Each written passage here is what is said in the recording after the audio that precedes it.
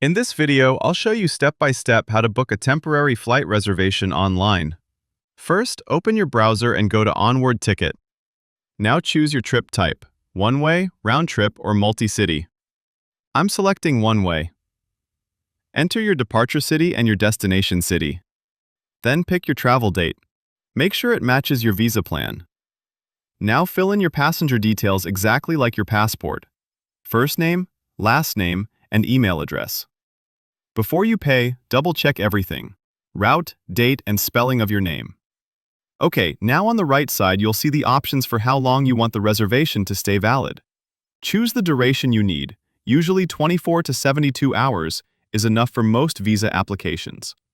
Now I'll scroll down, and at 9 seconds I'm clicking Book Now.